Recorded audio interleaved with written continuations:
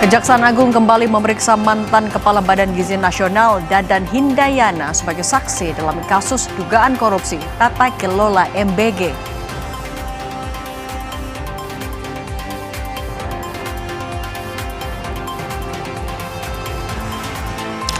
Selain pemain belakang JIJ yang absen, timnas Indonesia juga kemungkinan tidak akan dibela oleh gelandang serang Marcelino Ferdinand. Dengan keterbatasan ini, pelatih timnas John Hartman menargetkan kemenangan atas Oman dalam laga resmi FIFA nanti malam.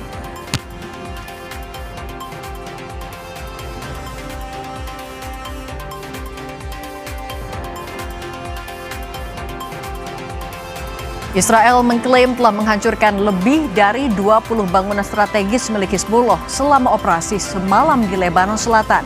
Iran telah meminta Israel tak lagi menyerang Hizbullah jika negosiasi damai dengan Amerika Serikat ingin tetap berjalan.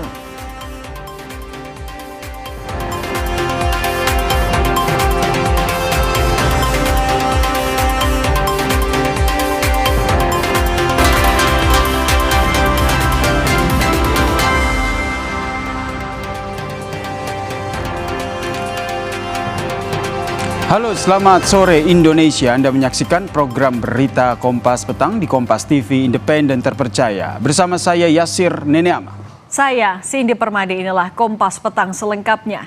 Informasi pertama kami ajak Anda ke Sumedang, Saudara. Diduga pecah ban, mobil tangki BBM yang sedang melaju di Jalan Tol Cisumdawu, Sumedang, Jawa Barat terbakar hebat. Kilometer 207, api semakin membesar, Komandan.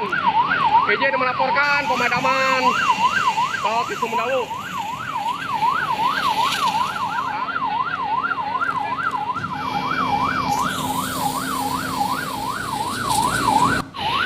Kecelakaan tunggal bermula dari pecah ban yang mengakibatkan terjadinya gesekan pada pelek ban hingga menyebabkan percikan api dan membuat seluruh mobil tangki BBM terbakar. Tidak ada korban luka maupun korban jiwa sebab sopir dan kernet berhasil menyelamatkan diri sebelum mobil terbakar. Penyelidikan lebih lanjut, sopir mobil tangki BBM dimintai keterangan oleh polisi.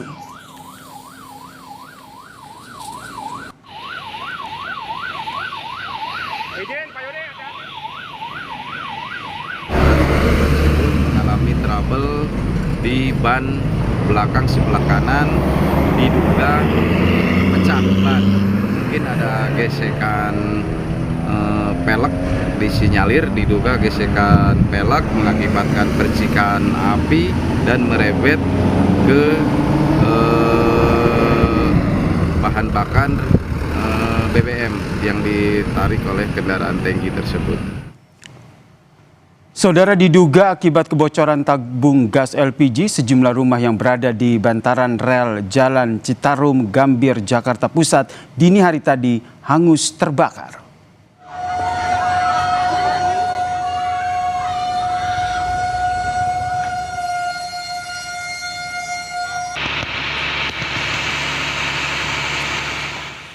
Salah seorang warga bilang kebakaran terjadi saat tetangga rumahnya sedang memasak.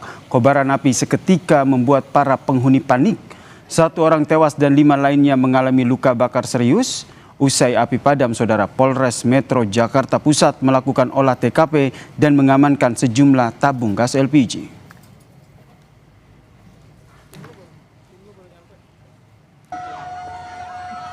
Awalnya kan saya lagi nyuci beras, terus kata mpok saya sama ponakan, kebakaran. Nah, saya langsung naik, apinya udah makin gede. Tapi apinya nggak dari belakang, dari depan, Pak. Dari depan, langsung boom gitu. Terus ada ledakan 2 kali. Ada yang baru datang dari pasar, dia nyalain kompor. Nah, kirain saya yang gulai. Biasanya emang yang gulai, Pak. Yang gulai itu kan, kalau masak kan kompornya dempet-dempetan. Kita panik semua. Orang yang tidur aja langsung turun ke bawah. Informasi lain, usai ditetapkan tersangka kasus dugaan pemerasan pengurusan izin tinggal sementara WNA di Kementerian Imigrasi dan Pemasyarakatan, penyidik KPK menggeledah rumah mantan Wakil Menteri Imigrasi Silmi Karim di Kebayoran Baru, Jakarta Selatan. Ya, buka lagi yuk.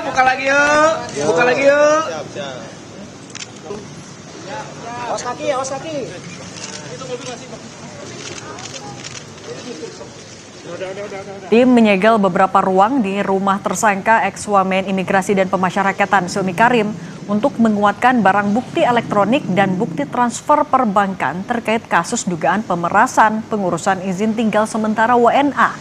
Dugaan pemerasan diduga telah dilakukan ex-Wakil Menteri Imigrasi dan Pemasyarakatan Silmi Karim sejak dirinya masih menjabat sebagai Dirjen Imigrasi tahun 2023-2024.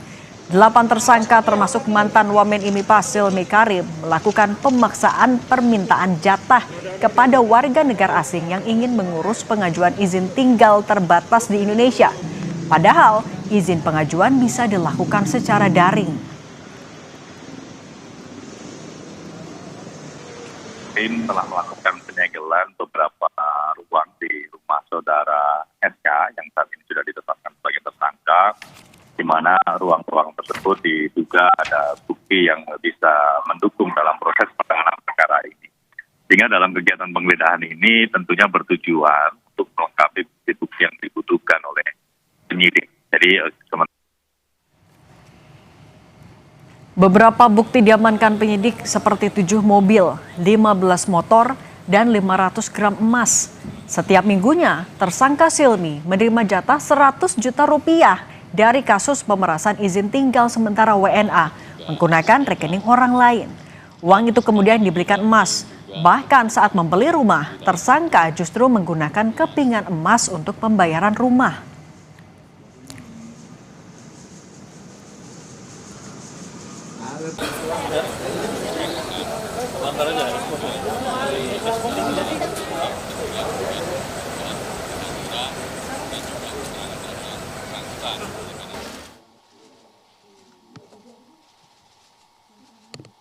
Ada 2 dan juga sepeda. Dalam kesempatan ini kami juga menunjukkan barang bukti dalam bentuk emas. Setiap pekan di hari Jumat, ya salah satunya kepada saudara SK ini diperkirakan menerima jatah sekitar 100 juta rupiah per minggu, gitu. Dan uang tersebut kemudian dibelikan sejumlah emas, ya bahkan pada saat melakukan pembelian rumah itu ada palet, termasuk juga barang bukti juga yang sudah disita. Ini pembayarannya juga tidak biasa. Biasanya transaksional, pembelian barang tidak bergerak itu menggunakan rupiah, ya transaksinya di bank, transfer dan lain-lain. Tapi ini menggunakan kepingan emas. Situasi terkini dari penggeledahan di rumah ex-Wamen IMIPAS Silmi Karim. Kita sapa jurnalis Kompas TV Fedriska Ananda dan juru kamera Junaidi Saputra. Fedriska, apakah penggeledahan di rumah tersangka Silmi Karim masih berlangsung?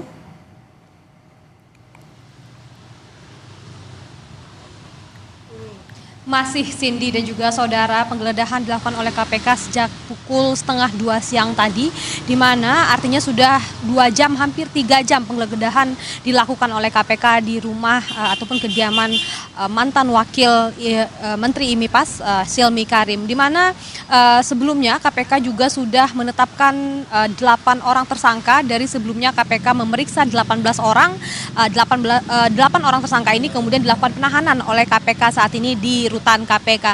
Nah, terkait dengan penggeledahan yang dilakukan oleh KPK di rumah mantan Wakil Menteri IMIPAS Silmi Karim ini, KPK meyakini bahwa akan menemukan bukti-bukti lain, bukti-bukti pendukung terkait dengan penetapan tersangka Silmi Karim dan juga kawan-kawan, di mana KPK begitu mengatakan bahwa meyakini bahwa sudah terjadi tindak pemerasan begitu ataupun permintaan jatah begitu untuk izin tinggal warga negara asing di Indonesia, sehingga memang KPK menduga Silmi Karim ini menerima uang sebanyak hampir 100 juta tiap hari Jumat per minggunya, sehingga kemudian juga transaksi ini juga tercatat sebetulnya melalui hasil temuan PPATK. Jadi memang KPK ini tinggal mencari bukti tambahan begitu, hingga saat ini masih berlangsung penggeledahan. Tadi kalau misalkan kami juga bisa informasikan ataupun gambarkan Cindy dan juga saudara bagaimana kondisi di sini.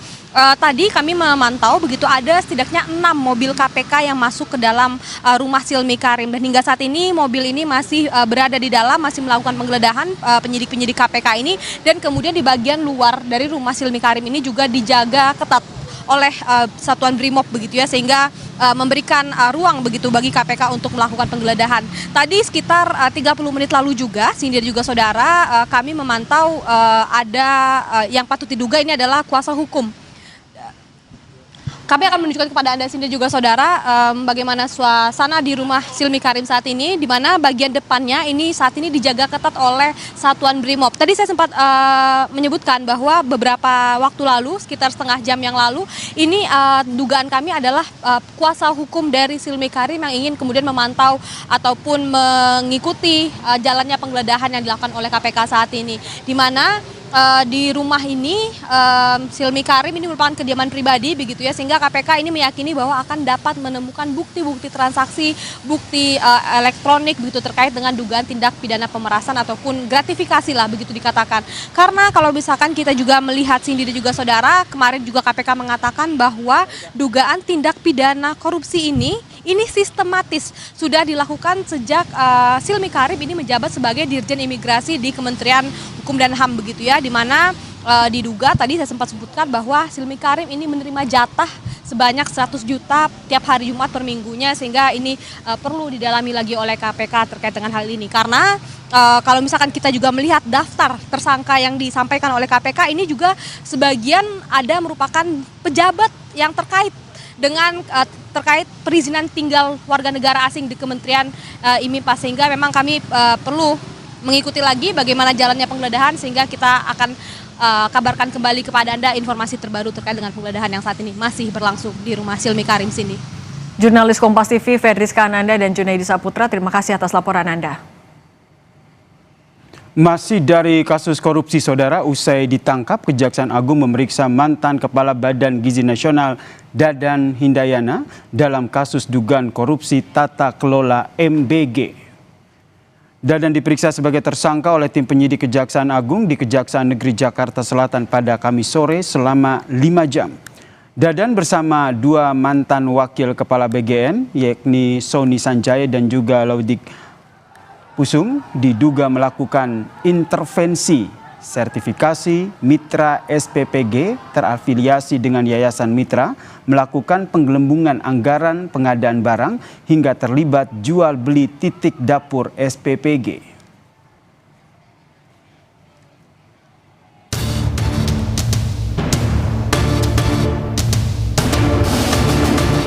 Ini masalah sakral, tidak boleh jadi sarana memperkaya oknum-oknum. Makan paling gampang dikorupsi, ya. Dan yayasan-yayasan tersebut mendapatkan insentif miliaran rupiah, dan yayasan-yayasan tersebut terafiliasi diantara dimiliki oleh saudara TH, saudara SS, dan saudara LP.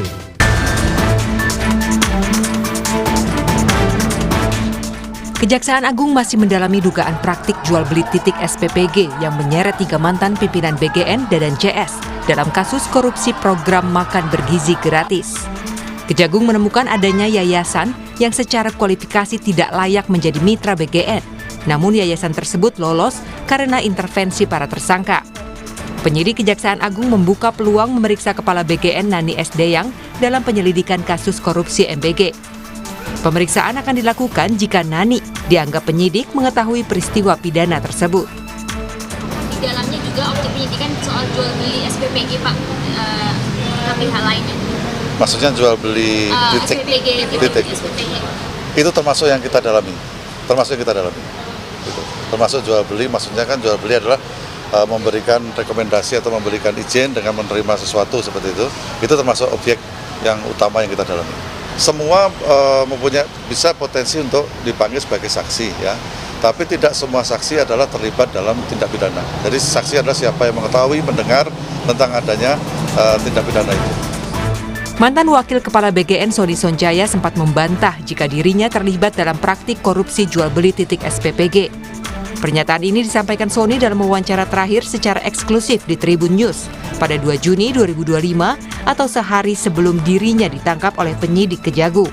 Demi Allah, saya tidak pernah menjual titik. Lalu kenapa kamu diam aja? Lah terus apa setiap hari saya harus datang ke lokasi itu membuat laporan? Kan pekerjaan saya verifikasi. Nah, kalau sekarang kan sudah waktunya saya turun gunung kan gitu. Dan alhamdulillah kan tersangka sudah mulai bermunculan. Kan yang rame-rame itu Dadan dan Sony itu biangnya korupsi di BGN gitu kan. Saya bilang, apa? Korupsi yang mana? Sepeda motor? Adukan ke KPK siapa itu pelaku-pelaku di balik sepeda motor. Nah gitu. Ada nggak? 1000% saya nggak ada gitu kan. Saat ini jaksa masih mendalami peran Dadan CS dalam kasus korupsi MBG sesuai kewenangan yang mereka miliki di lingkungan BGN. Penyidik pun sedang mendata jumlah SPPG yang terafiliasi dengan para tersangka. Penggeledahan di sejumlah lokasi dapur MBG masih dilakukan penyidik untuk mengumpulkan barang bukti. Tim Liputan Kompas TV.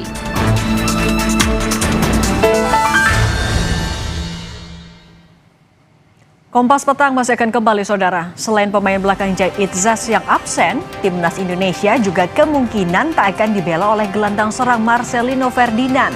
Dengan keterbatasan ini, pelatih Timnas John Hartman menargetkan kemenangan atas Oman dalam laga resmi FIFA nanti malam.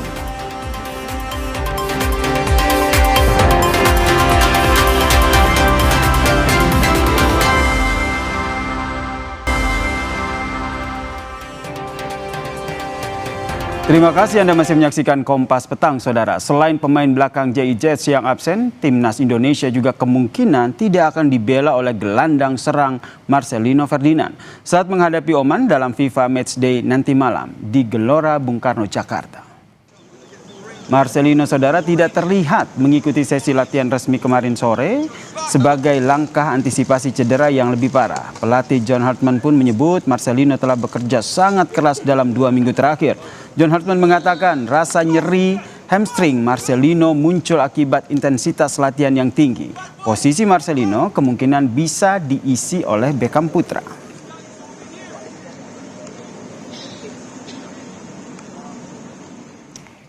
Sementara itu, saudara, pemain belakang Timnas Indonesia Kevin Dix menyebut dengan absennya JIJ, para pemain harus siap menggantikan perannya sebagai kapten termasuk dirinya ataupun Rizky Ridho. Kevin Dix juga mengatakan tim pelatih meminta seluruh pemain siap menggantikan Ijes dan menunjukkan kualitas terbaik dalam pertandingan nanti. What the coach said also, I've seen it that Jay is irreplaceable. Jay is somebody who leads the team from nature. He's been doing that for a long time. We miss him, but we have to deal with it, of course. He's not here for injury reasons, and we hope he's fit as soon as possible, but this time we will have to do it without him, and we have plenty of players who can show themselves now. But of course, we miss our leader, but other people have to step up, including me.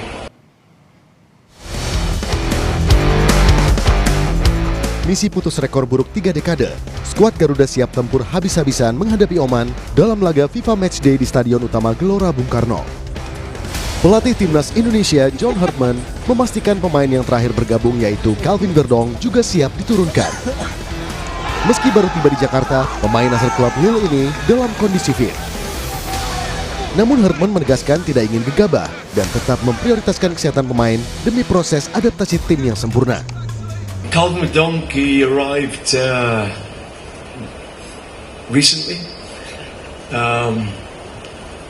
He's fit. For personal reasons, he couldn't come in at the beginning of the window, but he'll be ready to play tomorrow. In some part, we may start, we may bring him into the game. Absennya Jai Itzes dan Luis Hilgers akibat cedera memaksa Hartman memutar otak di lini belakang. Kevin Dix diprediksi akan menjadi benteng kokoh untuk mengompensasi kekosongan tersebut. Sementara di lini tengah, ada Calvin Verdong yang kemungkinan baru akan diturunkan di pertengahan pertandingan. Hartman berharap perannya dalam memutus serangan lawan dan mengalirkan bola ke lini depan. Sektor serang Garuda kini dipastikan lebih lincah dan kompetitif dengan mengandalkan Ole Romani diproyeksikan menjadi mesin gol utama penghancur pertahanan Oman.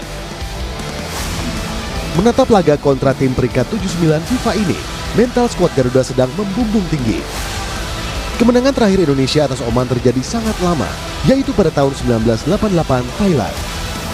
Pelatih John Hartman menegaskan, malam nanti adalah momentum emas bagi skuad Garuda untuk mencetak sejarah baru, memutus rekor buruk, sekaligus membuktikan bahwa Indonesia siap bersaing di level atas Asia. Tim Liputan Kompas TV. Sementara itu, saudara, timnas Oman optimistis meraih kemenangan melawan Indonesia. Mereka bertekad memperpanjang rekor tak terkalahkan yang sudah berjalan 38 tahun. Meskipun bermain di hadapan pendukung Indonesia di Stadion Gelora Bung Karno, Jakarta, timnas Oman tidak gentar meladeni semangat juang Garuda. Kita bahas bagaimana pertandingan malam nanti dan apa strategi Hartman untuk taklukan Oman. Sudah bersama kami di studio Kompas TV, analis sepak bola M. Iksan Mahar. Selamat petang, Bung Iksan. Petang juga ya, Sir. Ini kita juga deg-degan ya, Bung Iksan juga deg-degan karena sudah hampir lebih dari 38 tahun kita tidak pernah mengalahkan Oman. Ditambah lagi J.I. Jazz dan juga kayaknya Marcelino juga nggak akan main ya. Pertanyaan pertamanya, strateginya John Hartman seperti apa nanti malam? Kalau melihat dari susunan sekarang yang ada, relatif tidak akan berbeda jauh dibanding dua laga sebelumnya melawan Kit Nevis dan Bulgaria. Dengan pola menyerang kita dengan 3-4-3, ketika bertahan kita dengan punya 5 back sejajar. Nggak adanya Ijes berarti otomatis Kevin Dix kemungkinan akan berada di jantung pertahanan sebagai back tengah bersama Rizky Ridho, back kanan diisi oleh Sandy Walsh. Mungkin hanya itu perbedaan yang di kiri. Calvin Verdong kemarin Hartman menyebut dia bisa main karena meskipun telat datang tapi dia tetap melakukan latihan individu di Belanda. Tapi dengan begitu dia bisa bermain kan Verdong. Kalaupun Verdong tidak main, di situ ada Donitri yang juga sangat positif bermainnya. Untuk di tengah tidak adanya Marcelo, tentu ini jadi peluang besar bagi Beckham Putra untuk kembali menjadi starter. Oke, tapi ini kan kalau kita lihat ini kan ketiga kalinya ya John Hartman memegang timnas. Kalau yang dua laga sebelumnya oke lah, kalau di atas kertas masih bisa ditakar lah melawan Indonesia. Tapi untuk melawan Oman sendiri, apalagi Oman sendiri menyatakan bahwa kami akan tidak tanggung-tanggung akan memberikan performa, akan melanjutkan mengalahkan Indonesia. Kalau bisa dikatakan Oman ini tenaganya tim yang sangat luar biasa. Target mereka juga sama seperti kita mau lolos Piala 2030. Pelatih baru Tarik Sektawi ini baru datang Maret kemarin. Datang dengan predikat juara FIFA Arab Cup bersama Maroko akhir tahun lalu. Jadi memang mereka tim yang bukan kaleng-kaleng. Dan bisa dikatakan ini juga tim Asia pertama yang dihadapi Hartman. Jadi jika kita harapannya ingin lolos ke 8 besar Piala Asia tahun depan, lolos ke Piala Dunia 2030, tentu laga melawan Oman ini akan menjadi barometer semampu mana kita bisa bersaing di level Asia. Kalau kita bahas satu-satu. Pertama dari lini belakang. Kalau seandainya J.I. Jazz nggak main, berarti Kevin Dix kemungkinan akan diduetkan dengan Rizky Ridho. Nah, tapi ada yang menarik di sini, ada Matthew Baker begitu yang kemarin sempat mencuri perhatian bek muda dari timnas U19. Kalau dibaca nih strategi Hartman untuk yang satu ini seperti apa nih? Apalagi lawan Oman ya? Saya merasa Matthew ini baru hanya diinjeksi dulu. Seenggaknya dia tahu dengan usia masih 17 tahun, dia seenggaknya dengan penampilan luar biasa bersama tim U17. Tentu ini jadi berikan pengalaman dulu. Tapi di posisinya dia masih ada Justin Hubner di situ yang lebih berpengalaman, ada juga Donitri yang sudah mengalami cap timnas. Tentu bisa mungkin dipasang mungkin nanti di pertengahan babak kedua, tapi kalau main sejak menit awal tentu ini akan jadi resiko sendiri buat strategi bertahan kita. Sehingga Kevin Dix dan juga Rizky Ridho akan langsung ditaruh di lini belakang. Seandainya dengan 3 back sejajar, satu lagi saya rasa Justin Hubner akan taruh di sana. Ya. Oke, Justin Hubner, Kevin Dix dan juga Rizky Ridho. Oke, itu menarik. Kalau di lini tengah, Calvin Verdong kan dimainkan pertengahan, tidak dimainkan dari awal, informasi dari Hartman. Berarti strategi dari awalnya sendiri seperti apa untuk lini tengah? Kalau misalnya Verdong belum cukup fit, misalnya terutama masalah jet lag itu juga jadi kendala, kelelahan dia, mungkin Donitri di kiri, di kanannya ada Sandy Walsh, di tengah bisa antara Joy Pelupesi dan juga di situ bisa ditempati pula oleh Ivar Jenner salah satunya gitu. Jadi memang saya merasa kuartet ini yang saat ini ada di kita yang terkuat untuk melawan Oman. Oke, lalu ke lini serang. Lini serang ini kan kita masih punya andalan ya seperti Ole Romeni, kemudian ada Beckham Putra. Beckham Putra ini sendiri nih posisinya akan seperti apa? Karena kalau kita lihat dari permainannya Beckham Putra ini kan bisa di lini tengah dan juga nanti bisa jadi penyerang. Saya melihat Beckham akan ditaruh di sisi penyerang sayap kiri seperti ketika melawan Kit Nevis. Tusukannya ke tengah sangat penting buat kita, perannya sebagai inside forward sangat penting untuk melakukan tusukan. Di tengah jelas tempatnya Ole Romeni, di sisi kanan kemungkinan besar ditempati oleh Ragnar Uratmangun, begitu kan. Jadi dua penyerang Ratnar dan juga Beckham dari sayap berharap juga akan mengisi pos di tengah, dibantu juga Ivar lebih dekat ke kotak penalti karena Ole Romeni selain berperan sebagai nomor 9 penyerang tunggal, tapi dia saya melihat dengan Herman dia lebih suka melalui Ore sebagai peran nomor 10, jadi bergerak di antar lini antara tengah ke depan. Jadi memang peran Ore kita lihat tidak akan menunggu asupan untuk jadi gol, tapi dia juga akan memberikan peluang untuk rekan setimnya. Karena apa yang disampaikan oleh John Hartman ini sempat bilang kalau untuk lini serang nggak semua pemain semua pemain harus menjadi ancaman dan tidak terfokus pada pemain nomor 9 saja. Ini yang nantinya akan diterapkan ya. Yap, itu saya melihat seperti itu karena ngelihat sekarang komposisinya hanya ada Moro Zistra nomor 9 murni, Ramadan Sananta di 2 game sebelumnya yang selalu starter tidak dipanggil di FIFA Matchday kali ini. Jadi tentu Herman akan mencoba memoles sedikit susunan di lini depan karena perannya dia seperti saya ingat itu pernyataan Herman itu seperti Sinteyong beberapa tahun lalu bahwa semua pemain punya peran untuk mencetak gol, tidak hanya pemain depan, tengah belakang pun punya peran mencetak gol. Oke, sekarang kita berbicara soal mental nih karena kan 38 tahun lebih kita tidak pernah mengalahkan Oman. Jadi menurut Anda main di kandang sendiri satu dukungan yang luar biasa, tapi dari mental timnas Indonesia sendiri Anda membacanya seperti apa nanti? Jelas sangat berbeda situasinya. Kita terakhir menang Februari 1987 di Kings Cup Thailand di Bangkok. Kala itu kita bermain timnya sebenarnya bukan timnas Indonesia, namanya Liga Selection, dilatih oleh Doni Ruindo. Kita menang lewat brace dari Ricky Yacobi dan terakhir kita main di GBK melawan Oman pada 2010 kualifikasi Piala Asia 2011 dan kita kalah saat itu. Dan ini situasinya jelas sudah berbeda. Kita sekarang punya pemain-pemain yang bermain di tim top Eropa, di Liga top Eropa. Oman pun juga sudah meningkat lebih tinggi. Bahkan kalau bisa dikatakan di Timur Tengah levelnya dia tuh hanya kalah dari Jordan, Saudi dan juga Qatar gitu. Jadi memang udah tim yang luar biasa juga Oman sekarang. Jadi memang kita akan disajikan pertandingan yang sangat menarik. Terutama dari sisi taktikal kedua pelatih yang sama-sama berpengalaman dan juga berkelas luar biasa gitu. Jadi memang kita lihat, saya rasa untuk secara mental pemain kita tidak akan ada pengaruh, apalagi kemarin Dik sudah menyebut bahwa mereka punya motivasi tinggi untuk menang. Herman bilang kita ingin menuliskan ulang sejarah Indonesia. Oke, ini jadi harapan kita bersama. Tapi kalau kita lihat ini kan Oman sendiri sekarang berada di peringkat 79 FIFA ya, kalau tidak salah ya. Nah, bisa dibaca seperti apa? Di mana titik lemah dari Oman sendiri yang bisa loh ini dieksploitasi oleh timnas Indonesia?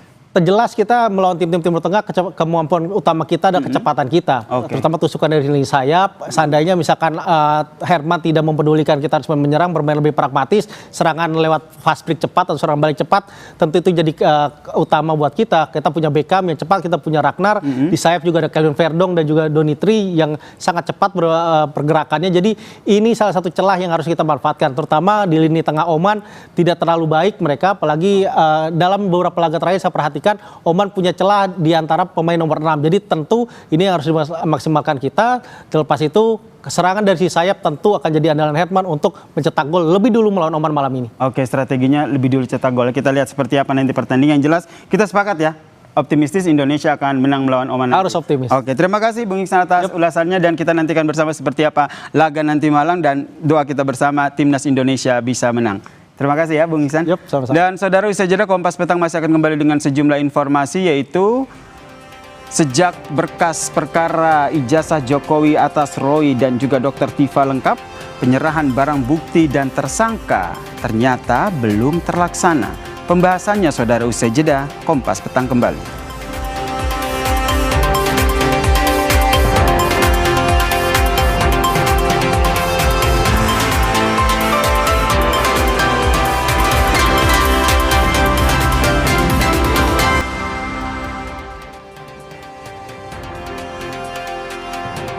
Saudara, sejak Polda Metro Jaya menyatakan berkas perkara ijazah Jokowi atas Roy dan juga Dr. Tiva sudah lengkap, hingga kini tahap kedua yakni penyerahan barang bukti dan tersangka belum terlaksana. Bagi kubu Roy, sikap Polda terkesan dipaksakan oleh suatu kekuatan politik.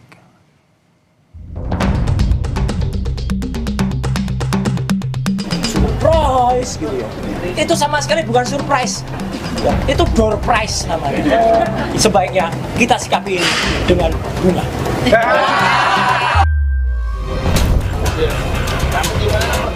Sejak di Reskrimum Polda Metro Jaya, Kombes Iman Imanuddin menyatakan kasus ijazah untuk tersangka Roy Suryo dan Dr. Tifa sudah di tahap penyerahan tersangka dan barang bukti ke Kejaksaan, hingga kini proses tersebut belum dilakukan Polda.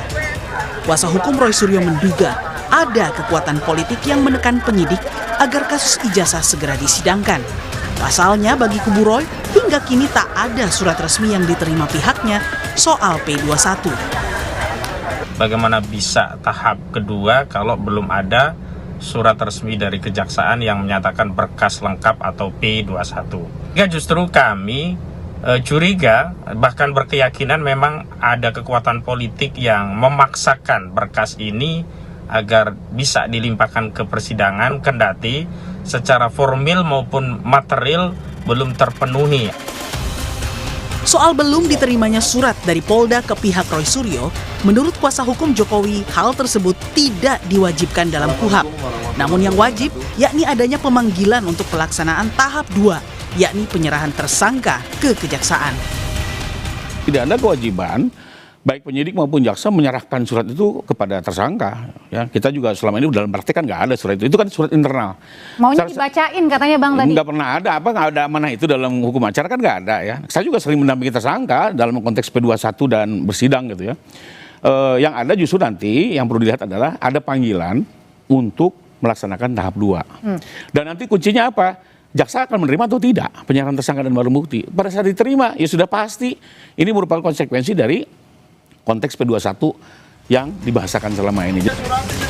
Sebelumnya, kubu Roy Suryo mengaku ada pihak yang mendesak Kejaksaan agar kasus ijazah dipercepat. Menanggapi ancaman itu, Roy pun membalas dengan kelakar. Saya juga banyak mendengar, katanya akan ada demo di mana-mana, akan ada pasukan-pasukan yang didatangkan ke Jakarta. Ya, kemudian akan ada membela saya. Terus, Mas, itu kita lakukan aja. Kita lakukan nanti kalau perlu kita bakar. Jangan melakukan bakar-bakaran seperti ini. Nah, kenapa jangan melakukan bakar-bakaran? Sebaiknya kita sikapi ini dengan bunga. Drama kasus ijazah Jokowi terus menggelinding dan seakan tak berujung. Apalagi hingga kini, kepastian status perkara tak kunjung diumumkan pihak Kejaksaan Tinggi DKI. Tim Liputan, Kompas TV.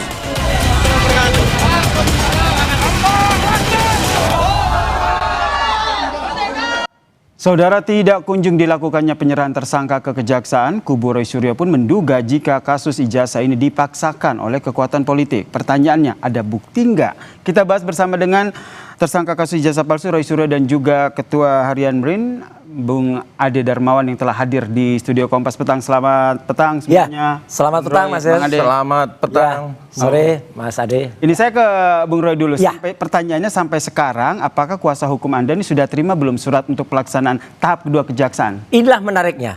Di Jumat berkah hari ini, berkah loh ya. Sampai kita ngobrol ini, hampir jam 5 ini, itu sudah H+3 dari isu, saya bilang isu atau gosip atau insinuasi yang disampaikan oleh Pak Dirkrim ketika tanggal 2 Juni yang lalu mengumumkan yang katanya itu ada P21. Itu tidak P21, itu baru beliau itu berkoordinasi by lesan. Kenapa saya berani bilang gitu? Kalau sudah ada P21, itu ada nanti namanya, misalnya ada surat P21. Di situ sudah ada jadwalnya dan biasanya jadwal itu tidak jauh dari 2 hari setelah tanggal P21-nya. Sampai hari ini itu sudah 3 hari tidak ada. Jadi kalaupun misalnya ada juga harus ada undangannya. Jadi sekali lagi ya kami mengatakan P21 yang disebut kemarin itu yaitu insinuasi. Insinuasi itu apa? Ya masih gosip dan makanya media mainstream terutama jangan kemudian mengglorifikasi. Kalau Termul boleh-boleh aja. Kan Termul kemarin bilang ini hukum di Indonesia termul ke atas, tajam ke bawah.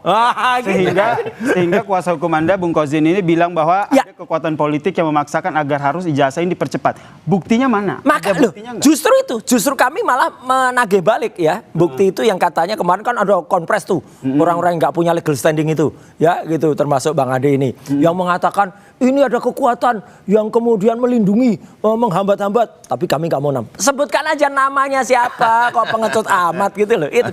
Jadi tidak ada. Ada buktinya tapi? Mana? Buktinya bahwa ada kekuatan politik seperti yang disampaikan oleh Bung Kozin tadi. Justru itu makanya Bang Kozin itu menyampaikan ketika mendengar statement dari para orang-orang yang nggak punya legal standing itu dia menagih. Oke, tahan sampai mana di situ. buktinya politiknya? Tidak punya legal standing. Nggak ada legal standingnya, bukan tim hukum resmi. Itu kita kesampingkan. Kenapa begitu? Hari ini kenapa? Karena laporan sudah berjalan. Legal standing itu dibahas pada saat pembukaan laporan. Oke. Next. Kita tidak bicara itu hari ini ketika kita harus fokus pada satu hal yang dinamakan P21. P21 ini saya bisa jelaskan kepada pemirsa bahwa itu hanyalah satu kode surat yaitu dinyatakan lengkap. Nah, bahasa awamnya biasanya kalau di laporan polisi itu ini sudah lengkap. Artinya ketika kelengkapan itu ada, sisa mengundang para tersangka ya untuk pelimpahan. Nah, saya tertarik dengan apa yang dikatakan pengacara Bang Roy bahwa kemudian tidak ada pemanggilan. Berarti hari ini tugas Polda Metro Jaya adalah memanggil. Nah, pertama saya harus menyampaikan bahwa kami berterima kasih sekali dan berapresiasi sekali terhadap Kapolda Metro Jaya, Pak Komjen Asep. Ya, terima kasih Pak Komjen sudah bekerja sebegitu panjang, hampir 1 tahun lebih, dan ini sudah dinyatakan lengkap oleh kejaksaan. Terima kasih banyak dan banyaknya alat bukti serta menyibukkan hampir seluruh unit Kamnek juga kami berterima kasih karena ini sudah selesai, sudah melimpah tugas kepada kejaksaan ya hari ini ya. Dari kemarin sudah A+3 kata Mas Roy tadi kan? Iya, bohong, belum ada suratnya. Sudah dilimpahkan, tertulisnya belum ada. Sisa memanggil mereka untuk dilimpahkan tahap 2. Nah, artinya begini. Yang kemarin kami pers conference itu kami hanya mau mengetuk hati para orang-orang yang sengaja iseng dalam artian begini. Meskipun pada saat konferensi pers itu dari kubu Bung Roy sendiri bilang bahwa sebenarnya Anda tidak punya legal standing. Iya, nggak ada legal standingnya. Bukan persoalan legal standing. Mana surat kuasa khususnya? Bisa untuk ikut campur dalam urusan. Dan ingat, kami melaporkan bukan delik murni. Ya, delik murni, bukan delik aduan. Nah, salah lagi yang kan? delik aduan itu dilaporkan oleh Bapak Insinyur Joko Widodo. Kalau kita delik murni. Jadi delik murni itu siapapun bisa melaporkan. Itu jelas, clear itu. Ya, 108. Oke, sekarang kita berbicara bahwa apa yang dilakukan Polda Metro Jaya, saya berterima kasih apresiasi kepada Komjen Asep. Terima kasih Pak Kapolda sudah sampai tahap ini sudah melimpahkan. Dan sekarang kami hanya paling tidak melihat bagaimana kejaksaan lebih tegas di sini untuk melakukan penahanan. Jadi kepentingan Anda di konferensi pers kemarin untuk mendesak Polda untuk menahan itu apa? Apa kepentingan? Pertama, ini bisa mengganggu proses persidangan. Proses persidangan ini bisa diganggu oleh Mas Roy. Ini kenapa saya bilang begitu? Karena hari demi hari mengulang orkestrasi atau tindak pidana yang dilakukan palsu. Narasi inilah yang harus kita cegat untuk mengamankan kondusivitas dalam peradilan, sehingga cukup kuat alasan bagi jaksa untuk segera melakukan penahanan. Nah, terus yang kedua terkait bahwa ada pihak-pihak lain yang bermain, itu kita tahu bahwa ada seperti itu yang iseng-iseng baik itu dari gedung kura-kura dan lain sebagainya. Tetapi yang perlu saya sampaikan saya sampaikan Bang Yasir bahwa tidakkah kalian bisa mengetuk hati kalian gitu loh. Masa urusan begini kalian mau ikut campur sih? Gak usah lah, gak usah dicampurin Mas Roy ini. Mas Roy ini storyteller, jangan didengerin. Artinya begitu Mas Roy. Saya Bung Roy, ini kan kalau dari kubu Bang Ade juga menyatakan bahwa kalau seandainya ada akan dilakukan unjuk rasa jika Anda ini tidak akan ditahan. Itulah makin parah lagi. Maka kan kemarin saya mengimbau daripada unjuk rasa mereka mau bakar-bakaran, katakanlah dengan bahasa yang halus, dengan bunga. Waktu itu saya bilang gitu. Makanya jangan unjuk rasa, dan juga orang-orang ini sekali lagi legal standing itu penting. Kalau enggak, setiap orang bisa langsung ngomong cemurut di mana-mana, enggak punya ada lagi yang sampai nangis-nangis tuh. Enggak usah takut Mak sama Lampir kami, itu Mas ya. Itu Sehingga apa? Anda berkeyakinan bahwa sebenarnya kasus ini belum P21 dan Sangat, kalau P21 saya sangat yakin Pak itu apa di Krimum, Pak Iman Kombes pasti langsung ini. Ya gitu, ada dan dibacakan. Kalaupun nggak ditunjukkan dan mungkin tersangka tidak perlu terima, ya, itu minimal dibaca nomornya, minimal dibaca tanggalnya penyerahan. Ini nggak ada. Dan tidak ada kewajiban ditahan. Ini ngaco banget nih, ini belajar hukumnya entah dari mana. Dari ruko mana? Ini dari ruko mana? Saya harus membantah bahwa kemudian P21 atau kode surat P21 itu nggak mungkin ditunjukkan kepada minimal ada ramai, nomornya. karena itu adalah Nggak ada surat buktinya. internal antara Lah, ya makanya kejaksaan nggak ada. dan kepolisian. Kejaksaan Mas juga Yaser. mana? Jadi gini, nggak ada P21 kita nya. jangan memahami hukum itu separuh-separuh. Nah ini jangan Enak kayak sampai gini hasilnya nih. Ini nih. Ya kan, artinya belajar begini. ruko kayak gini nih. Hukum Bahwa dari ruko itu kayak gini. ketika kita berbicara P21, Mas Yaser, ya itu adalah kewenangan internal antara pihak kejaksaan dan Polda Metro. Nah kalau misalkan sedikit, kalau misalkan memang Mas Roy mau menerima surat, maka besok hari Senin, ingat ya, saya akan mendatangi Polda dan mendesak Polda segera. Ini yang namanya mendesak-desak ini mendesak-desak ini. Ini nggak boleh. Oh, hak kami. Nggak Hak boleh. kami juga akan ada dari mereka yang mau buka baju. Kami pelapor yang cewek dan itu mau kami buka akan baju. meminta Pelapor karena apa? dia adalah Nggak ada legal standing-nya. Bung Roy, sebentar, Bung Ade, sebentar gini, saya ke Bung Ade dulu. Apa buktinya kubu Anda bahwa yakin bahwa sebenarnya dari Polda sendiri sudah ada P21? Nah, tuh mana buktinya? P21 sudah memproses kasus ini. Itu kode surat. Tetapi kalau dinyatakan lengkap sudah, Mas.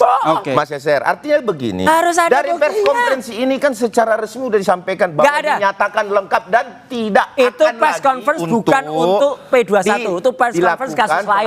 Penambahan atau ada yang kurang. Kan ini orang nggak tahu konteks. Artinya P19 yang kemarin perintah jaksa itu pun sebenarnya itu nggak ada. P19 itu Mas Yaser, itu pun sebenarnya hanya perintah jaksa kepada penyidik bahwa harus melengkapi sesuatu yang kurang, sehingga itu pun P19 kita nggak tampak. Itu sama halnya dengan P21 karena itu antara kejaksaan maupun pihak kepolisian, Mas Yaser. Jadi biar kita memberikan juga edukasi kepada masyarakat bahwa jadi dari kalau kubu Anda yakin betul bahwa sebenarnya polisi sudah memproses dan sudah P21. Iya. Oke, saya ke Bung Roy. Oke, saya ke Bung Roy. Jadi kalau ini sudah di keyakinan kubu Bung Ade ini bahwa ini sudah diproses dan sesuai hukum dan nanti akan keluar P21. Kalau seandainya prosesnya sampai ke sana, P21 itu harus fakta, harus tersurat, harus tertulis. Nggak boleh P21 itu goib. Kemudian dikatakan surprise, itu nggak boleh. Dan apa? Mereka itu malah justru menginsinuasi ya, sekali lagi. Jadi berbohong, mengatakan ada nih pihak-pihak yang merintangi. Saya sudah tahu kok. Sebut kalau sudah tahu. Jangan kemudian menyebarkan hoax ya. Satu, sudah tidak punya legal standing. Kedua, menebarkan hoax. Yang ketiga, kabar bohong juga. Sekarang kalau memang ada yang namanya P21 itu betul tuh kode surat. Kode surat itu mulai P1 sampai dengan P53. P53 ada. Nah, ternyata itu adalah harus ada hitam putihnya, harus ada tertulisnya, bisa harus ada P21 nama-namanya. Ada. Ketika tidak ada, itu namanya bohong. Dan press conference kemarin itu sebenarnya bukan press conference untuk P21 ini. Press conference soal barang-barang bukti kasus barang-barang ilegal, kemudian press conference soal penganiayaan. Tiba-tiba di ujung ada pertanyaan dari wartawati Infotainment. Jadi Anda meyakini bahwa sebenarnya kasus ini belum P21 ya? Belum, dan masih panjang kasus itu tuh. Kasus ini masih P21 di sisi masih lain dari kubu Anda menyatakan kubu bahwa saya ini hari ini saya sudah pernah berjanji sama Mas Roy. Bila mana saya akan panci anti gosong, maka saya akan menghadiahkan panci anti gosong mana ke Mas Roy. P21 belum ada. Ini sudah dinyatakan lengkap, jadi saya kasih hadiah satu ini. Nanti setelah dilakukan penahanan, saya akan bawakan lagi satu panci lagi untuk beliau. Biar disorot di kamera nih, panci anti gosong untuk Mas Roy. Baik. Oke. Saya bisa. Boleh ditaruh dulu, boleh ditaruh yang jelas dari kubu Bung Roy menyatakan bahwa P21 belum ada, tapi di kubunya Bung Ade menyatakan bahwa sebenarnya kubu P21 ini sudah. Kita nantikan seperti apa proses hukum dari kasus ini yang sedang ditangani oleh Polda Metro Jaya. Terima kasih. Terima kasih Pak Yaser. Terima kasih Kompas Petang. Dan saudara, usai jeda Kompas Petang masih akan kembali dengan informasi penting dan menarik lainnya. Di antaranya adalah Kejaksaan Agung yang kembali memeriksa mantan Kepala Badan Gizi Nasional Dadan Hindayana sebagai saksi dalam kasus dugaan korupsi tata kelola MBG. Pembahasannya saudara, usai jeda Kompas Petang kembali.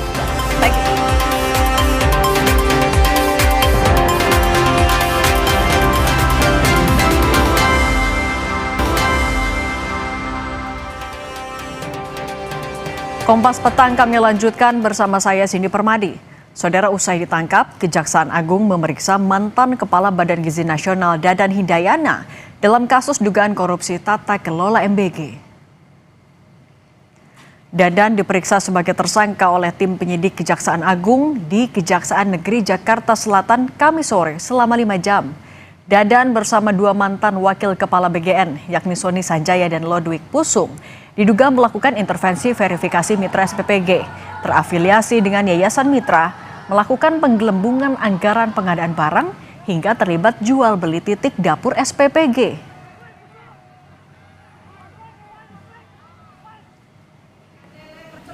Usai ditunjuk sebagai Kepala Badan Gizi Nasional yang baru menggantikan Dadan yang terjerat kasus korupsi MBG, Nanik Asdeyang menyebut prioritas program kerjanya saat ini adalah efisiensi anggaran makan bergizi gratis. Efisiensi dilakukan dengan cara moratorium SPPG baru, membenahi SPPG yang telah beroperasi, serta memastikan penerima manfaat tepat sasaran.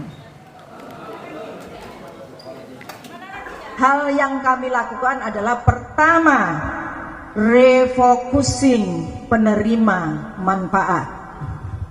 2, moratorium dapur titik-titik baru. 3, pembenahan dapur-dapur yang telah berdiri dan telah beroperasi agar sesuai dengan standar untuk menghasilkan makanan yang berkualitas, termasuk perbaikan dan pelatihan SDM. 4, merealisasikan program MBG untuk daerah 3T, tertinggal, terdepan, dan terluar, dengan beberapa alternatif skema pelaksanaan agar tidak membebani APBN.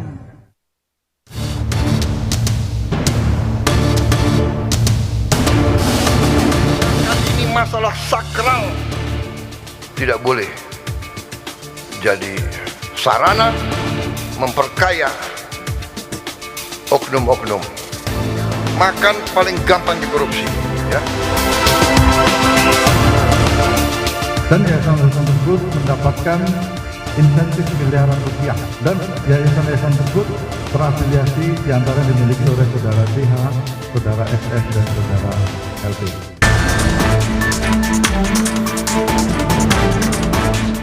Kejaksaan Agung masih mendalami dugaan praktik jual beli titik SPPG yang menyeret 3 mantan pimpinan BGN dan CS dalam kasus korupsi program makan bergizi gratis.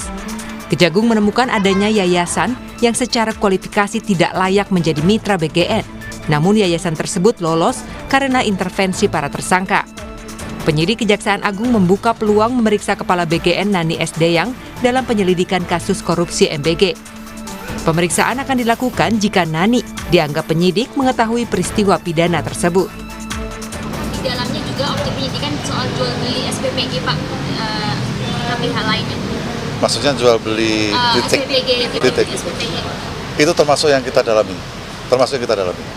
Itu. Termasuk jual beli, maksudnya kan jual beli adalah memberikan rekomendasi atau memberikan izin dengan menerima sesuatu seperti itu. Itu termasuk objek yang utama yang kita dalami. Semua mempunyai bisa potensi untuk dipanggil sebagai saksi, ya. Tapi tidak semua saksi adalah terlibat dalam tindak pidana. Jadi saksi adalah siapa yang mengetahui, mendengar tentang adanya tindak pidana itu. Mantan Wakil Kepala BGN Sony Sanjaya sempat membantah jika dirinya terlibat dalam praktik korupsi jual beli titik SPPG. Pernyataan ini disampaikan Sony dalam wawancara terakhir secara eksklusif di Tribun News pada 2 Juni 2026 atau sehari sebelum dirinya ditangkap oleh penyidik Kejagung. Lalu kenapa kamu diam aja? Lah terus apa setiap hari saya harus datang ke lokasi itu membuat laporan? Kan pekerjaan saya verifikasi. Nah, kalau sekarang, ya sekarang kan sudah waktunya saya turun gunung kan gitu. Dan alhamdulillah kan tersangka-tersangka sudah mulai bermunculan. Kan yang rame-rame itu Dadan dan Sony itu apa namanya? Biangnya korupsi di BGN gitu kan. Saya bilang, "Apa? Korupsi yang mana? Sepeda motor? Adukan ke KPK siapa itu pelaku-pelaku di balik sepeda motor." Nah gitu. Ada nggak? 1000% 1000% saya nggak ada gitu kan.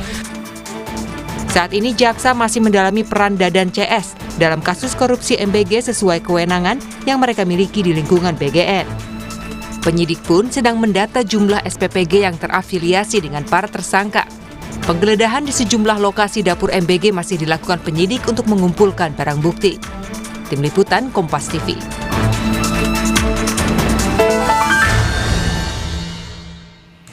Di saat Kejagung masih mendalami peran masing-masing tersangka Dadan CS dalam kasus korupsi tata kelola MBG, salah satu tersangka yakni mantan Wakil Kepala BGN mengaku siap jadi justice kolaborator dan membongkar praktik korupsi MBG. Kita bahas bersama pengacara Sony Sanjaya, Krisna Murti nanti akan bergabung bersama kami, dan ada juga peneliti Pukat UGM Zainur Rohman. Selamat petang Mas Zainur. Selamat sore Mbak Cindy. Mas Zainur, ini kan dugaannya ada soal jual beli titik SPPG, lalu intervensi dalam verifikasi mitra, lalu juga ada markup, lalu juga ada soal terafiliasi dengan yayasan. Kalau banyak faktor yang diperiksa oleh Kejaksaan Agung, apa mungkin tersangkanya cuma sebatas 3 orang? Ya, tentu semua berbasis alat bukti ya. Tetapi kalau dilihat dari apa yang telah disampaikan oleh Kejaksaan mengenai perbuatan material yang dilakukan oleh para tersangka, harusnya pihak-pihak lain yang terkait dengan masing-masing tuduhan itu juga diproses hukum dong. Misalnya terkait dengan jual beli titik SPPG. Kalau memang ada penjualnya, ada pembelinya, masa hanya penjualnya yang dijerat? Pembelinya siapa? Apakah mitra-mitra pengelola SPPG itu ketika misalnya ya memberikan sejumlah uang untuk memperoleh titik SPPG baru, mereka tidak dijerat? Ya harusnya mereka juga dijerat sebagai pemberi suap. Pasalnya bukan pasal 603 atau 604, itu pakai pasal suap yang ada di dalam Undang-Undang Tipikor. Yang kedua misalnya terkait dengan pengadaan barang-barang yang sama sekali tidak berguna tuh, motor listrik, tablet, TV, sepatu ya. Kalau memang di situ ada penggelembungan harga, ada markup ya, ada kerjasama misalnya dengan vendornya, dengan penyedia barangnya, apa iya mereka juga tidak diproses hukum? Ya artinya memang ini harus dikembangkan oleh Kejaksaan Agung, karena ini kan sangkaannya bagi saya sih relatif tinggi, bombastis, maka juga harus diikuti dengan tersangka-tersangka yang terkait dengan itu, dan nanti juga beban pembuktian ada di Kejaksaan gitu ya, agar masing-masing sangkaan ini nantinya bisa dibuktikan gitu Mbak Cindy. Oke, kita juga sapa Pak Krisna Murti. Sudah bisa dengar suara studio Pak Krisna? Ya, sudah Mbak. Oke, Pak Krisna, kalau klien Anda siap jadi justice kolaborator, informasi apa yang memangnya dimiliki oleh klien Anda? Kemarin ini mendampingi daripada klien kami Pak Sony Sanjaya, kan pemeriksaan. Lalu karena beliau puasa, kan terus break dulu kita buka puasa, kan terus setelah buka puasa dia bilang, Kris, saya mau justice loh. Abang mau justice? Kenapa Abang mau justice? Karena narasi yang berkembang di luar, seolah-olah saya menjual yayasan, seolah-olah saya menjual titik. Ini bicara kemarin kita soalnya dalam pemeriksaan itu masih tahap tupoksi, kan peranan Bang Sony sebagai operasional pengadaan titik, kan verifikasi titik, SPPG dan sebagainya, kan lalu saya tidak lakukan itu, dia bilang. Saya hanya menjalankan perintah, lalu menjalankan atensi yang ada. Sehingga saya mau jadi justice. Oke, siapa yang atensi abang? Saya tanya gitu kan. Siapa yang atensi abang? Lalu dia bilang, waduh banyak tokoh katanya, banyak pejabat-pejabat yang melakukan atensi terhadap saya. Seperti Kabadan datang, ini atensinya dari ini punyanya ini punya ini. Saya jalankan saja. Saya bilang, oke, abang punya bukti-buktinya semua? Ada semuanya.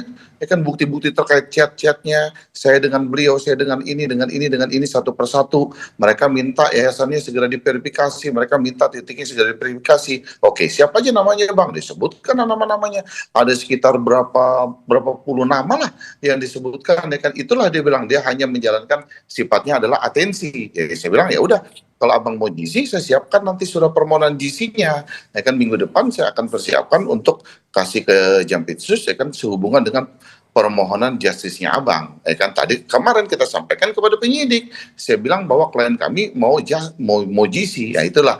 Ya kan kenapa dia mau GC? Ya kan disebabkan oleh itu.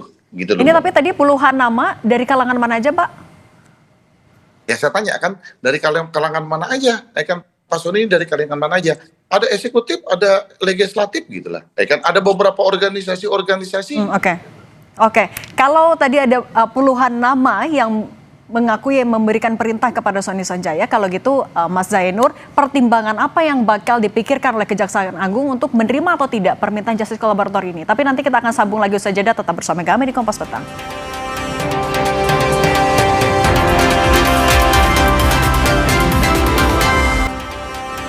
Melanjutkan dialog sebelumnya, Mas Zainur, kalau tadi kata Pak Krisna ada puluhan nama dari eksekutif, legislatif, bahkan juga ada dari organisasi masyarakat. Kalau dengan berbekal ini, apakah kans pengajuan justice kolaborator ini diterima oleh Kejaksaan Agung akan semakin besar? Ya tentu itu akan ditelaah ya oleh penyidik ya. Biasanya untuk JC itu akan dinilai apakah yang bersangkutan merupakan pelaku utama, mengakui perbuatannya dan bersedia bekerja sama. Yang kedua, apakah informasi yang akan disampaikan itu adalah informasi yang sangat penting yang dapat mengungkap perkara secara utuh sehingga sangat berharga bagi penyidik. Itu nanti pasti akan dinilai secara subjektif oleh penyidik dari Kejaksaan Agung. Tapi apapun itu menurut kami adalah satu hal yang sudah seharusnya bagi seorang tersangka untuk dapat kooperatif, apalagi ketika yang bersangkutan ingin mengajukan diri sebagai seorang justice kolaborator, pelaku yang bekerja sama. Kalau memang benar dengan informasi yang dimiliki, ya ada peluang juga untuk bisa dikabulkan oleh penyidik, dengan catatan penyidik tidak dapat memperoleh informasi itu kalau tidak menjadikan yang bersangkutan sebagai JC. Nah itu gimana Mas Zainur, kalau menurut Anda sebenarnya Kejaksaan Agung akan bisa nggak menarik benang merah kepada calon-calon tersangka lain atau pihak lain yang mungkin terlibat dalam kasus ini? Harusnya bisa ya. Jadi kan ini sangkaannya itu menurut saya relatif fantastis gitu ya. Ada jual beli titik, ada KTP-LC dalam permainan portal BGN, ada soal pengadaan motor listrik dan kawan-kawannya itu, ada soal pengaruh di dalam penentuan di KAK dan seterusnya. Jadi itu menurut saya perlu untuk memilah satu persatu sangkaannya gitu ya. Nah sekarang juga sangkaannya kan kalau kita dengar kemarin 603 604 ya. Kenapa tidak ada misalnya aliran dana? Kalau pakai aliran dana kan berarti harus ada pasal suap gitu. Nah, yang dikatakan sebagai jual beli itu siapa yang jual, siapa yang beli. Ini juga belum jelas dari Kejaksaan Agung gitu ya. Kalau misalnya ada yang dikatakan sebagai penjualnya, nah pembelinya siapa juga gitu ya. Atau bahkan misalnya jual beli tidak selalu dalam bentuk pakai uang gitu ya. Misalnya dipertukarkan dengan hal yang lain. Apakah misalnya bersifat tidak tunai atau bersifat janji atau bersifat non material. Bagaimana hukum Indonesia mengatur itu misalnya? Apakah itu dimungkinkan untuk dijerat dengan pasal suap? Ya mungkin saja selama memang kejaksaan memiliki bukti-buktinya. Nah, bagaimana bukti-bukti itu bisa diperoleh?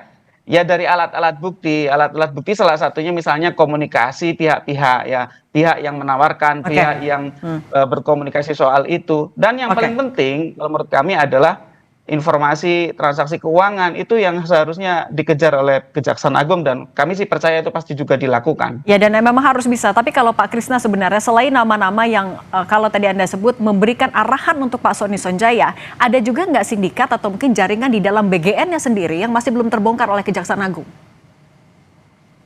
Saya belum membahas sampai mengarah ke sana, artinya cuma yang dia katakan bahwa masa kalau misalkan abang kasih 10 titik ya kan kepada seseorang ini, kemudian 1 titik dibangun, 9 titiknya dijual, masa dia bilang katanya Sony, ya kan? Semua dibebankan Sony. Lalu saya berikan lagi titik 20, dibangun 4, 16 dibuang, terus seolah-olah jadi Sony katanya yang jual. Kan mereka katanya bukan Sony, dia bilang. Kenapa semuanya jadi Sony? Katanya semuanya jadi Sony, dia bilang. Saya ditanyakan oleh penyidik, apakah Bapak pernah memfasilitasi yayasan? Apakah Bapak pernah bikin yayasan? Saya tidak pernah bikin yayasan.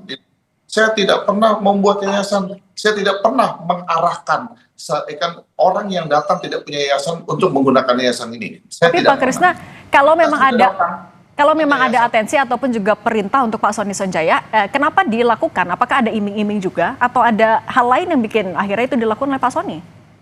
Ya bukan, artinya bahwa orang yang datang yang meminta itu adalah orang yang berpower, kata Bang Sony. Artinya bukan lagi perintah atau arahan atau bagaimana, orang yang datang itu memang orang yang berpengaruh, katanya Bang Sony bilang. Ya dia cuma mengumpamakan, kalau kau jadi aku, kau juga nggak mampu nolak orang itu, begitu doang dia bilang. Oke, Mas Zainur, kalau misalnya ada pihak yang berpower, kalau tadi kata Pak Krisna memberikan arahan kepada pimpinan BGN, emang akan seberapa sulit sebenarnya atau seberapa kompleks Kejaksaan Agung untuk membongkar ini? Berani tidak Kejaksaan Agung? Ya, dengan pengungkapan kasus yang sudah sejauh ini seharusnya harus tuntas gitu ya. Publik akan melihat tuh, apakah proses hukum yang dilakukan itu logis, lengkap ya, ataukah akan dipotong sampai tersangka tertentu gitu ya. Publik akan melihat itu, apakah logis atau tidak. Saya pikir kalau kasus ini mendapat perhatian yang sangat luas dari publik gitu ya, dan publik juga bukan orang-orang bodoh, orang-orang yang banyak informasi lapangan, yang juga orang-orang juga semua memberi perhatian terhadap kasus ini. Sekali lagi, pertanyaannya kalau misalnya tadi berasal dari perintah, maka Kejaksaan Agung harus berani dan bisa untuk memperlihatkan nanti di depan persidangan perintahnya itu berasal dari pihak siapa saja, dari mana saja, dan apakah perintah itu misalnya disertai dengan ancamankah atau disertai dengan janji atau disertai dengan pemberian gitu ya. Janji pun termasuk suap kalau di dalam undang-undang tindak pidana korupsi. Jadi ini nanti membutuhkan pembuktian yang menurut saya akan cukup banyak, akan cukup besar dari pihak penyidik kejaksaan, sehingga sekali lagi ini publik masih menunggu gitu ya. Ini dari 3 akan dikembangkan ke berapa lagi, dan ini yang menjadi tuntutan publik sejak awal adalah transparansi ya. Di dalam program MBG itu BGN sama sekali tidak transparan. Syarat untuk menjadi mitra, bagaimana proses penentuan mitra, siapa mitra yang sudah diterima, ditetapkan, bagaimana cara kerja mitra itu harusnya dapat diakses oleh publik sehingga publik ikut mengawasi, Mbak Cindy. Oke, bersamaan juga dengan waktu itu penahanan dan juga penangkapan Pak Krisna, yang ramai di media sosial adalah surat yang dituliskan oleh Pak Sony Sonjaya untuk Bu Nani Sdeyang. Itu benar ditulis oleh Pak Sony tapi? Ya saya tanya, kan Bang, Abang ada bikin surat terima kasih kan kepada ini dan sebagainya, itu surat itu sekarang menjadi viral. Apa artinya? Ini cuma sampai ketawa, kotanya sendiri aja katanya ke Bu Nani. Katanya gitu dia bilang. Tapi maksudnya terima kasih untuk hadiah yang diberikan itu mungkin ngasih gambaran juga kah konteksnya kemana Bang? Ya konteksnya, saya tanya itu, kemarin saya tanya, sempat saya tanya. Dia bilang katanya kotanya sendiri sama Bu Nani, katanya gitu dia bilang. Oke. Mas Zainur juga soal ini keterlibatan pihak lain. Menurut Anda juga apakah masih mungkin di tubuh BGN sendiri ada pihak-pihak yang harus juga ditelusuri? Ya jelas, BGN kan tidak hanya para pimpinan juga ya. Di sana juga ada para pelaksana, bahkan di bawah pimpinan juga ada para misalnya pejabat-pejabat dengan posisi yang relatif tinggi gitu ya. Biasanya justru yang mengoperasikan itu justru di level bawahnya, di level menengah ya. Sehingga ini memang semua harus diselesaikan. Contoh kasus kita perbandingkan dengan yang terjadi di imigrasi gitu ya. Di imigrasi itu bahkan sampai level terbawah. Karena untuk mengoperasikan itu bukan pimpinan levelnya. Nah, mengoperasikan itu kan ada yang memang hanya menerima perintah, ada justru dia menjadi perantara gitu ya. Sehingga ini di internal BGS harus diperiksa. Artinya kan sistemik juga ya Mas Zainur. Sekarang belum. Nah Mas Zainur, tapi soal nama besar yang mungkin atau diduga terlibat lain selain dari 3 nama ini, menurut Anda level mana lagi yang harus juga diperiksa oleh Kejaksaan Agung? Ya menurut kami yang paling penting semua mitra itu perlu diaudit gitu ya. Nah, audit itu nanti bisa menghasilkan 2. Yang satu yang memang sesuai dengan hukum, yang satu yang tidak sesuai dengan hukum. Yang tidak sesuai dengan hukum itulah perlu diperdalami oleh kejaksaan untuk melihat ya apakah ada perbuatan pidana yang dilakukan. Nah, kita melihat dari nama-nama mitra itu banyak sekali aktor-aktor politik. Ya silakan, publik sudah tahu kan nama-namanya juga misalnya terkait dengan partai-partai apa. Juga dengan pejabat-pejabat mana gitu. Nah, nama-nama yang terkait dengan politisi inilah yang perlu untuk dikejar oleh pihak kejaksaan agar publik bisa tahu bagaimana penentuan titik itu dilakukan dan apakah ada jual beli yang merupakan tindak pidana gitu ya, ataukah hanya misalnya dalam bentuk kanan atau seperti apa gitu Mbak Cindy. Oke, soal pembuktian juga Pak Krisna, sebenarnya seberapa kuat bukti yang masih dikantongi oleh Pak Sony Sonjaya untuk membuktikan nama-nama besar yang dia bilang memberikan instruksi kepada dia? Kalau menurut saya sih cukup akurat ya. Cuman beliau sampaikan aja, saya mantan kandidat atau mantan Kasubdit Tipikor gitu. Saya nggak sebut begitu.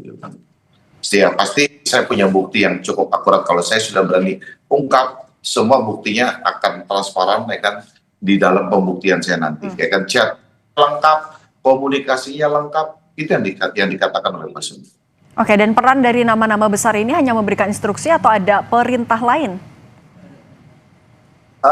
Bukan lagi peran atau menginstruksikan, mereka yang minta, kata Pak Soni.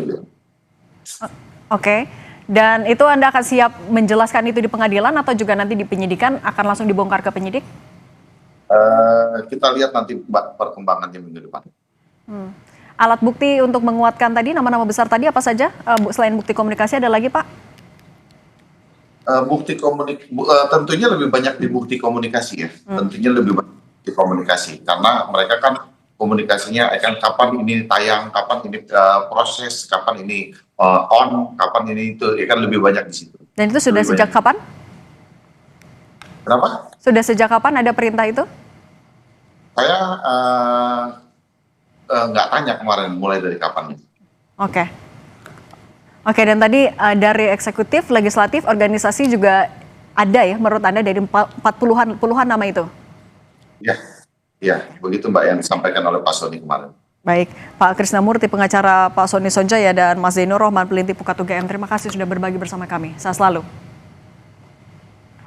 Saudara, Israel mengklaim telah menghancurkan lebih dari 20 bangunan strategis milik Hizbullah selama operasi semalam di Lebanon Selatan. Iran minta Israel tak lagi menyerang Hizbullah jika negosiasi damai dengan Amerika Serikat ingin tetap berjalan.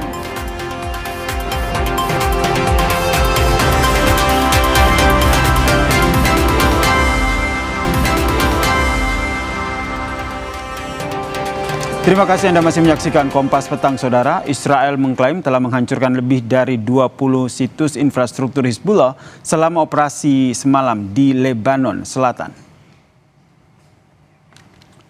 Rekaman yang dirilis pada hari Kamis ini, Saudara, menunjukkan serangkaian ledakan besar di beberapa lokasi di Lebanon Selatan. Israel mengklaim telah menggunakan 6 ton bahan peledak untuk menghancurkan target tersebut. Tanggal dan lokasi pasti dari rekaman tersebut tidak dapat diverifikasi secara independen.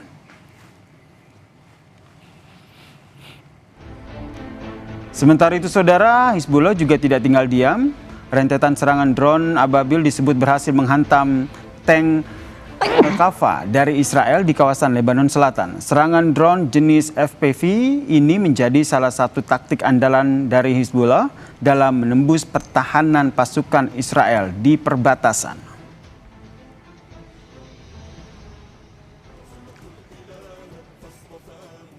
Warga Iran menggelar aksi dukungan perlawanan Hizbullah terhadap Israel dengan turun ke lapangan Azadi di Teheran. Warga Iran membentangkan dan juga memajang potret martir Hizbullah serta tokoh-tokoh perlawanan yang gugur di medan perang.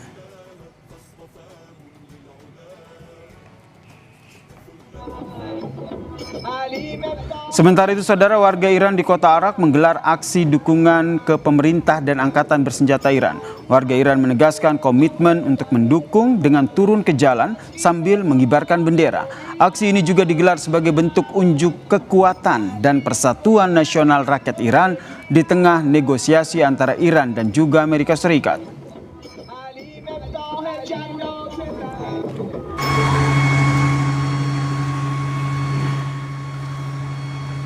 CNN, Saudara, merilis video yang menunjukkan kerusakan parah pada kapal induk USS Gerald Ford saat kapal dikerahkan ke Laut Merah di tengah perang Iran dan Amerika Serikat. Sebelumnya, Amerika Serikat sempat mengklaim kebakaran di kapal induk tersebut hanya insiden kecil dan berhasil dikendalikan dengan cepat.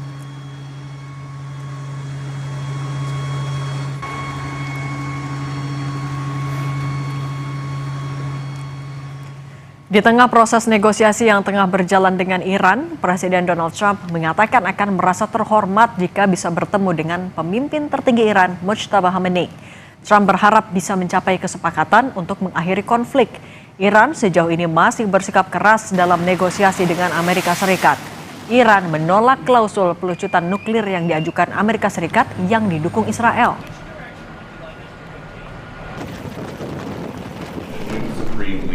I don't want to meet, but if I did meet, I'd be honored to meet him. I'd like to see if we make a deal. But if we make a deal, it's possible that I would meet him. I'd be okay with it. Would that happen here in the U.S.? White House? Oh, I don't know, Peter. I haven't really heard too much about it. Berlawanan dengan Trump, pemimpin tertinggi Iran Mojtaba Khamenei pada hari Kamis meminta rakyat negaranya untuk tetap teguh dan bersatu dalam menghadapi skema perang yang dirancang Israel dan Amerika Serikat. Pesan Mojtaba Khamenei dibacakan oleh perwakilannya selama acara di Teheran yang menandai peringatan wafatnya mendiang pemimpin tertinggi Ayatollah Ruhollah Khamenei pada tahun 1989.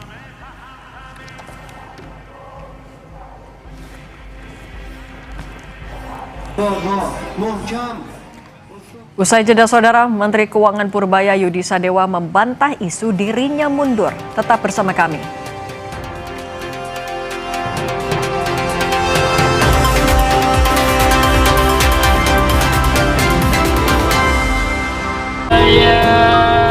Kata orang tua, gua aja bisa usaha bubur, sampai lo bisa sekolah sampai tinggi.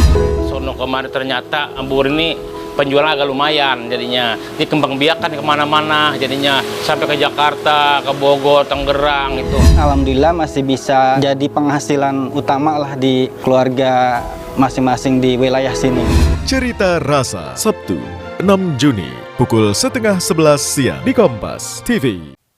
Saat aktivitas padat, saatnya level up. Minum Hemaviton Action Immune Up. Immune Up formula dengan buffer vitamin C, D3, zinc, dan ginseng ekstrak. Bantu jaga daya tahan tubuh. Siap taklukkan hari. Jangan sampai drop dong. Minum Hemaviton Action Immune Up 1 kali sehari. Ready, action lagi. Baru Hemaviton Action Energy Drink. Energi gue untuk siap action. Saat ada tantangan lebih, ini waktunya challenge your action. Hemaviton Action Immune Up. Hemaviton Action Energy Drink. Kenapa gigi harus kuat, Pak? Gigi kuat itu penting. Pakai Ciptaden Maxi 12 Plus dengan 3 keunggulan. Aktif fluoride, enamelor, dan antibakteria. Gigi 12 kali lebih kuat, mulut sehat. Cing, cing. Ciptaden Maxi 12 Plus. Gigi kuat, gigi Ciptaden. Double Agent, Double Action. Ribet amat. Batuk nggak berhenti. Ada bodrek batuk Double Action. Batuk kering, berdahak. Bodrek batuk, Double Action. Beda batuknya, satu solusinya. Dengan Double Action formula, redakan batuk kering, batuk berdahak, nggak ribet, terus menangkan harimu. Banyak yang sudah membuktikan ademnya Aqua. Dari pegunungan terpilih, kandungan mineral alamiah terjaga kemurniannya. Airnya terasa dingin tanpa didinginkan. Aqua, ademin kamu. Aduh, Sakit pinggang minum Oskadon SP. Aduh, nyeri kerang kemas kesemutan. Minum Oskadon SP Nero. Oskadon SP dan Oskadon SP Nero aktif redakan nyeri tanpa ngantuk. Oskadon SP, let's go Pancenoye. Presiden Prabowo ultimatum oknum yang korupsi MBG usai mantan pimpinan Badan Gizi Nasional dicopot dan jadi tersangka. Makan bagi orang susah tidak boleh jadi sarana memperkaya oknum-oknum. Penyidik menetapkan saudara DH sebagai tersangka. Seperti tidak ada perangkat pengawasan terhadap MBG ini. Bola Liar, Jumat 5 Juni, pukul 8:30 malam, live di Kompas TV, didukung oleh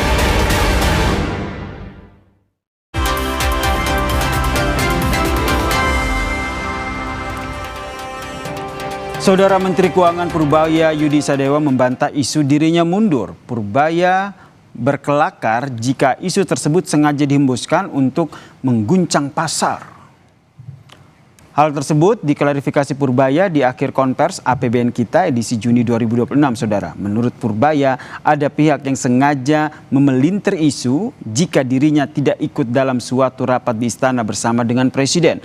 Padahal faktanya ia hadir. Purbaya bahkan berkelakar jika isu dirinya mundur sengaja disebar untuk mengguncang pasar. Saya maju, mundur. Saya sukanya maju. Jadi enggak itu mana ya? Saya nggak tahu gosip itu dari mana mulai timbul. Itu masif disebar ke semua media kayaknya ya. Saya tuh orangnya nggak suka mundur. Saya sukanya maju kayak gini. Karena juga nggak mundur, maju lagi. Nggak ada itu enggak. Itu sebagian informasinya betul, tapi sebagian juga salah. Jadi ada orang pintar yang men-twist informasi di situ. Jadi kelihatannya betul. Ya seluruh buat goncang-goncang pasar kali.